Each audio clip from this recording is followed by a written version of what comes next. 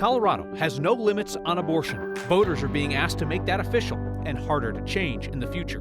Whether King Soopers and Safeway merge into the same enormous grocery chain depends on a trial starting this week. Ranchers asked the state for new rules for wolves before the next batch gets dropped in their backyards. We can't go through the same thing we went through with the first round of introductions. And remembering the Denver Nugget, who was far more than just one of the best defensive players the game has ever seen.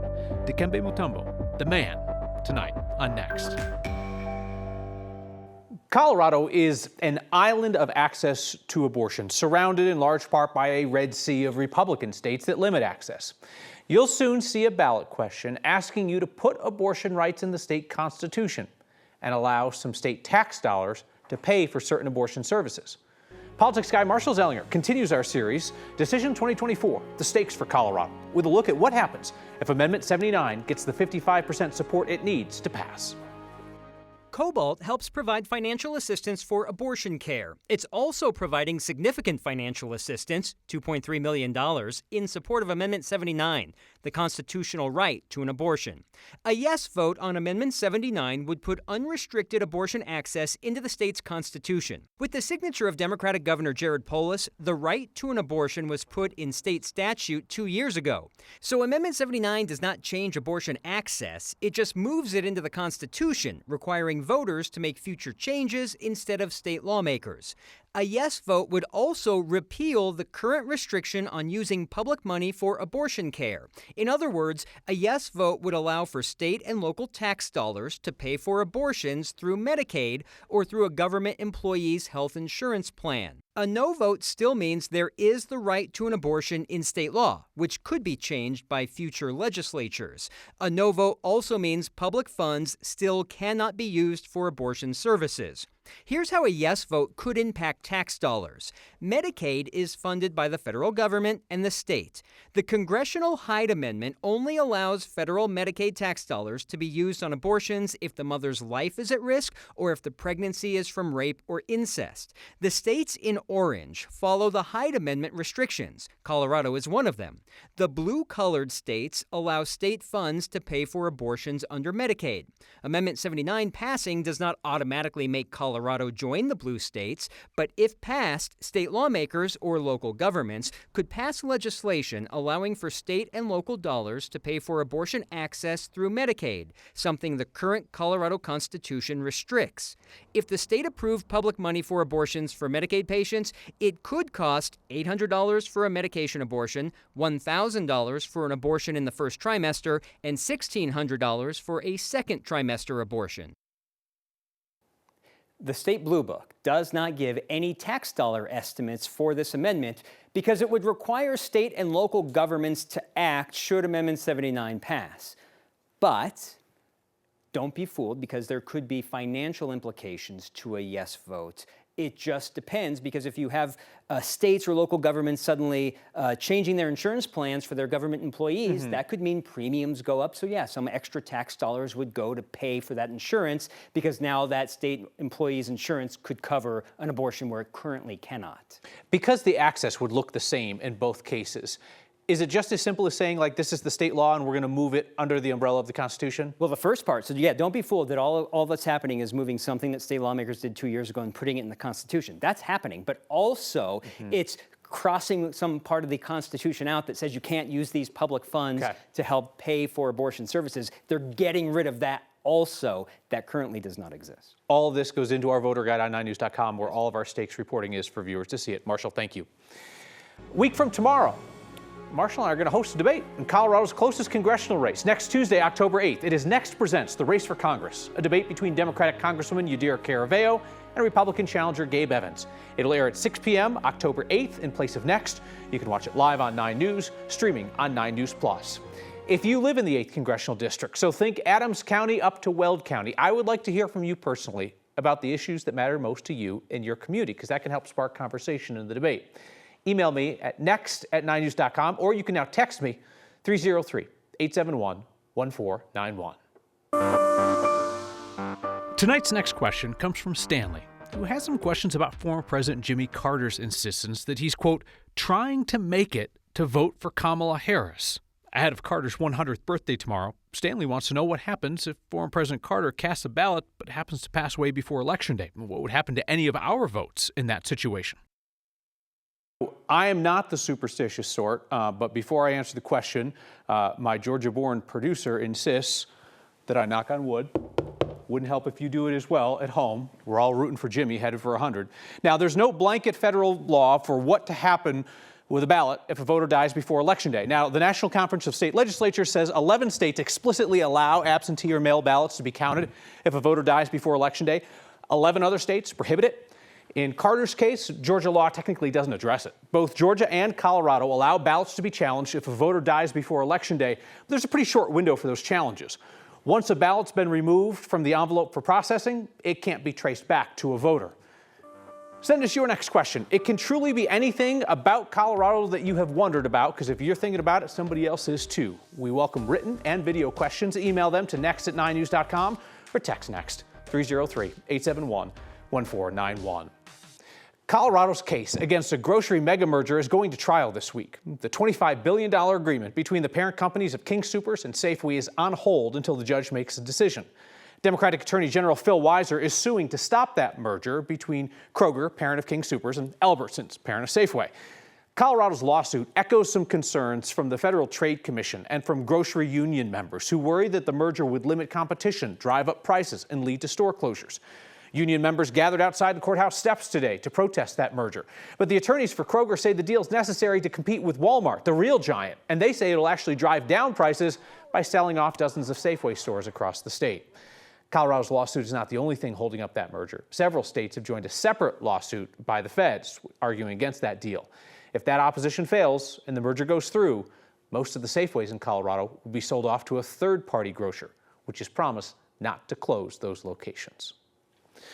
So there are 969 corporate board seats in Colorado, 969, only 39 of which are held by Latinos, 4%, a far cry from Colorado's 23% Latino population. Our Angeline McCall spoke with Hispanic leaders about how they're making change. With a career in corporate America for decades, there have been milestones in her career and in representation for Marta Ronquillo Newhart. I was the only Latina until the NASDAQ traded board I'm on now, and there are two of us. Ronquillo Newhart has been a CMO, CCO, and a brand officer for companies like Boeing and Medtronic. And I think what best qualified me to get there was being in the C-suite at these major companies. She has since held 2 corporate board positions as a Latina, positions that many never hold. Only 4% of all corporate board positions in Colorado are held by Latinos, even though they make up 23% of the state's population. Boards that are diverse, more often than not, perform better financially. They innovate more, and they have less employee turnover. The Latino Corporate Directors Association found the staggering gap in a recently published report. Critical gap that we're seeing in this particular space where there's very little representation. Mario M. Carrera with Claro has held board positions himself. And I think we need to do more from the Latino community. Without representation, Carrera says everyone misses out. If you're talking from a specific business perspective, there's a lot of money left on the table. As far as an organization that is looking at growing market share and increasing profitability. And the people who miss out on the other side are consumers and the community. You want somebody sitting on your board that understands 25% of the population and what that community represents. When we narrow it down even further, only 1.3% of all board seats are held by Latinas, which is an incredibly low number, which means that someone like Marta Ronquillo Newhart is really a unicorn and someone really rare to see on a corporate board here in the state. I mean, as you hear those folks suggest, Angeline, like, you can do it for a couple of reasons, right? You can do it because it's the right thing to do. You can do it because it's the smart thing to do. At some point, you just have to wonder, why progress is so slow in coming. Right, and something that we also discussed, right, is that about 80% of these board seats are based on referral. And so, when you refer someone and you think of someone in your circle, many times they look like you, they think like you, they have a similar background. And so when you say 80%, of course, you're going to see, kind of this discrepancy that, they found in this report. Yeah, a lot of places losing out on fresh experience and fresh thinking. Angeline McCall, thank you. And thank all of you for your generous support of a nonprofit pediatric clinic that cares for kids in Jefferson County, whether or not their parents can pay. Between one-time donations last week and your monthly gifts to the Word of Thanks Fund, you raised more than $30,000 to support the Care and Clinic. Your one-of-a-kind weekly micro-giving has raised more than $13 million for Colorado's nonprofits. I think that we are on week 225. If you know of an impactful nonprofit in your corner of Colorado, you know how to get a hold of me. I've only said it 3 times in this program. Next@9news.com is the email, or text me, 303-871-1491. Ranchers on the front lines of wolf reintroduction want the state to settle their dispute before bringing in a whole new pack. That's next.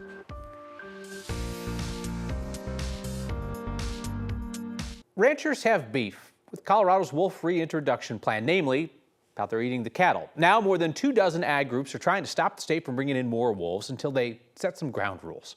Coalition of stock and ag groups are formally petitioning Colorado Parks and Wildlife to create several new rules for that voter-approved plan to reintroduce gray wolves to the western slope.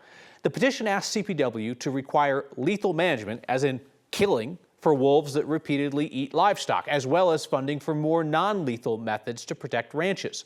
They also want the state to conduct what are called vulnerability studies in areas where wolves might be introduced. The ranchers say they want these new rules in place before the state brings in even more wolves next year. We need tools in the toolbox. We need to understand what we can do on the landscape, and we need certainty going into the future, and not say, we'll put additional wolves on the ground and then additional wolves come and we still don't have that management flexibility.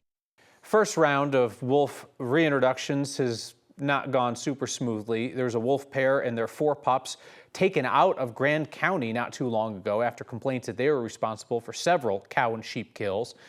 Just this afternoon, CPW announced that they think that there's a 5th wolf pup still in that area. They saw it on a trail cam, and they're trying to catch it. Denver's wrapping up its warmest September on record. I mean, not even particularly close. We are likely to average 69.9 degrees, half a degree higher than the record from 2015. And Denver could see another record as well. If we hit 90 degrees on Wednesday, it would be the latest 90-degree day on record. Kathy Sabin, 90 degrees in October. Yeah, that's not a record any of us want to see. And you notice, Kyle, in that video, that haze out there, that's smoke from wildfires burning in Utah coming in and messing up our Colorado blue on a beautiful September day. There's a little bit of moisture coming into southern Colorado tonight as a weak cool front passed the area around lunchtime. It brought temperatures out of the record 90s yesterday into the mid-80s today, but elevated fire danger, something we're concerned about. Temperatures comfortable at 69 for Denver this hour, and that front will keep us relatively cool tomorrow. Winds are still pretty gusty out of the northeast as the front drops from north to south, but fire weather warnings all around Colorado, and some areas of Colorado go under a fire weather watch tomorrow due to the warmth, the dry air, the limited moisture, and the low humidity values. Not even much in the way of cloud cover. And so you have a beautiful first day of October coming up. Temperatures this evening will trend cooler after sunset. We will look for a high at 78 tomorrow, possibly tying or breaking a record on Wednesday, and then we have another warm day coming in on Saturday, but no rain or snow in this forecast yet. I know that it's incumbent on me to make sure that I shine for all those that are going to follow me. A Latino trailblazer in local law enforcement is not about to pull up the ladder behind him. And we remember Nuggets great Dikembe Mutombo, especially what that man did off the court. Next. The term trailblazer is probably overused, but find a more apropos term for somebody who literally shows others the way. Our Byron Reed has the story of a police chief in our area whose career has carved a path for others to follow.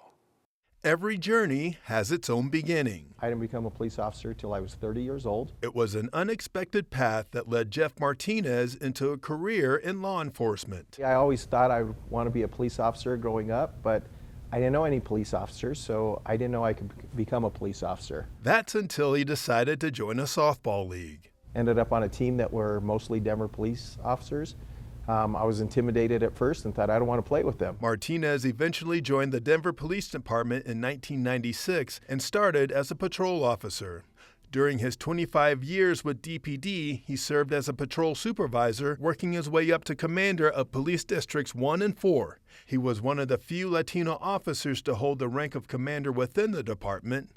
Along the way, he says he tried to be a role model for other officers of color. I hope that some people that look like me or others that may not think that they have the opportunities that are in front of them look at me and say, I can do it, he did it. Well, good afternoon. Now Martinez is the chief of police for the Sheridan Police Department and was presented this year's Hispanic Heritage Month Trailblazer Award from the Denver Police Museum.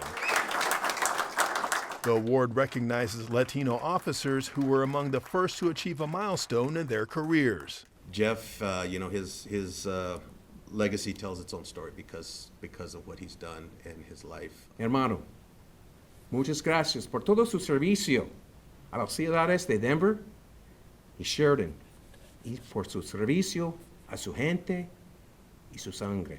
I look out and two of my kids are here. You're my greatest accomplishments. I'm sorry for some of the sacrifices that I put you through. For Chief Martinez, it's a career path that was unpredictable. Thank you to all of you, and I love you. Thank you. But cemented by a philosophy so others can follow in his footsteps. We have to be the right people for the positions. We can't just get it simply because of the color of our skin, because we hurt others that are following us, because it will appear that we can't do the job. For Next, I'm Byron Reed. Chief Martinez was sworn in as the head of the Sheridan Police Department in 2020, where he says he continues to focus on mentoring those younger officers. The world is less tonight without Dikembe Mutombo in it anymore. He died today of brain cancer. Dikembe Mutombo was fierce, yet he was also friendly, right? His iconic finger wag after one of his 3,289 blocks, but then he also had that megawatt smile and the booming laugh. The 4th overall pick by the Denver Nuggets in the 1991 draft. NBA's first ever global ambassador who used his fame and fortune to drastically improve lives in his native Democratic Republic of the Congo and the whole of Africa. Mutombo was always more than just a basketball player, even if he would go on to become one of the best to ever play the game. He came to America to be a doctor before being recruited to play basketball at Georgetown. Barely spoke English at the time. Not that there was ever a doubt he'd learn it. English was among the 9 languages Mutombo would eventually speak. He was an intern in Congress and with the World Bank. Who could have thought that the man who graduated with a dual degree in linguistics and diplomacy would forever be associated with the phrase, no, no, no. Basketball legend, humanitarian, Denver Nugget, Dikembe Mutombo was 58.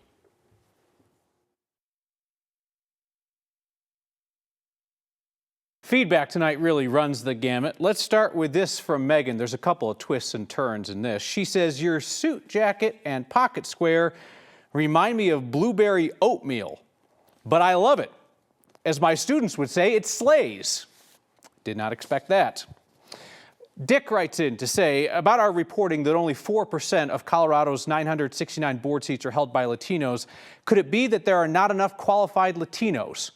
Well, no, Dick, you're saying there's not 189 more qualified Latinos and 1.3 million Latinos in Colorado? No, Dick, that's racist.